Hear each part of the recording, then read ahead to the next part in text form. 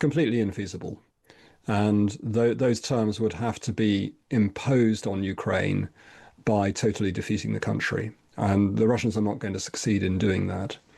So it feels like, to me, another case of them, flying a trial balloon to come back to their maximalist demands, to see if President Trump is going to actually shift again in their direction, because he goes to and fro. A Russian spy ship sailing off the UK coast has fired lasers at RAF planes sent to monitor its activities. The Defence Secretary John Healey made the announcement during a speech in Downing Street earlier, saying it's the first time the tactic has been used and accusing the Russians of deeply dangerous behaviour. As I speak, a Russian spy ship, the Yantar, is on the edge of UK waters north of Scotland, having entered the UK's wider waters over the last few weeks.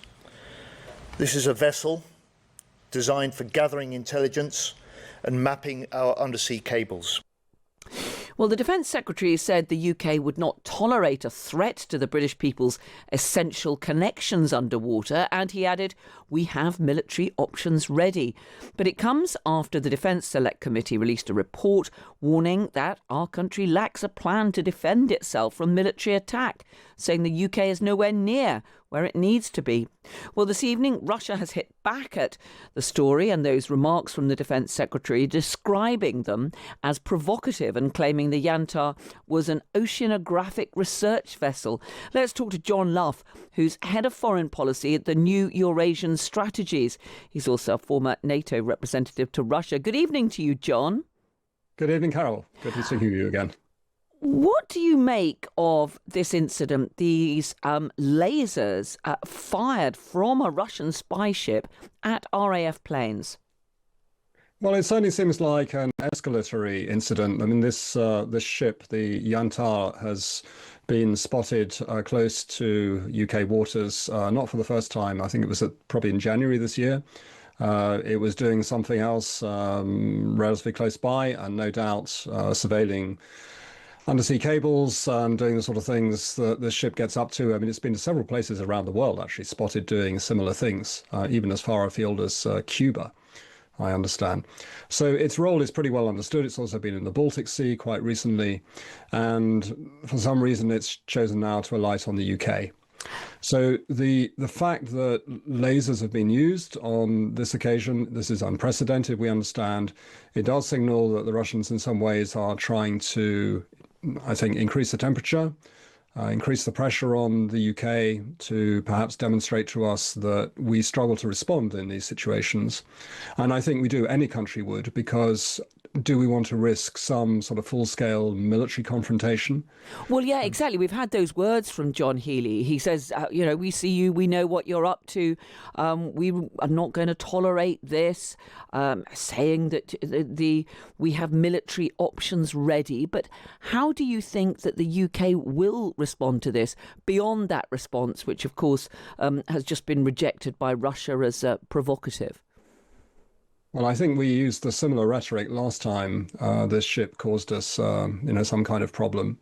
On that occasion, if I remember correctly, a nuclear submarine surfaced somewhere close by, which was a signal to the Yantar and its crew that you really are being observed in lots of ways, not just from the air. So we could probably do something similar again.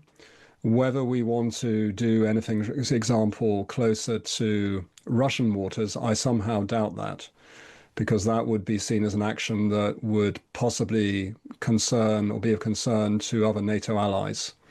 So I think the instinct in all these situations is try to de-escalate, to perhaps, if we're going to respond, do it in an asymmetrical way. So for up until recently, what the government probably would have done would have been to impose some additional sanctions or something like that, or maybe provided another weapon system to Ukraine.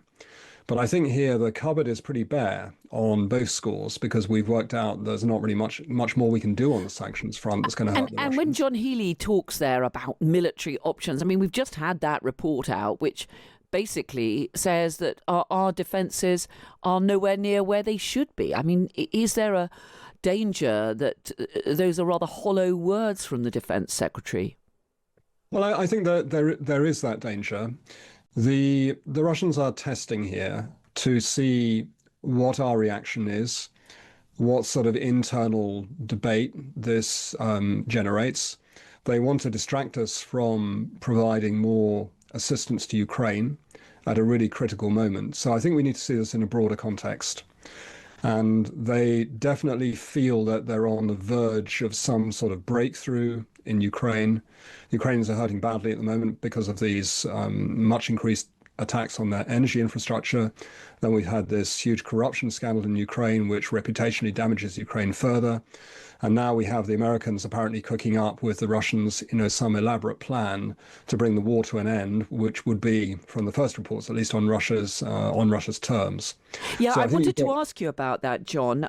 We've got details just emerging of this supposedly 28-point peace plan put together by the US after discussions with the Russians. I mean, it seems to propose that Ukraine halves the size of its army, surrenders the whole of the Donbass region, where there's been intense fighting for a very long time, gives up its most powerful weapons, and even accepts Russian as its official language. I mean, what do you make of what we're hearing about this plan?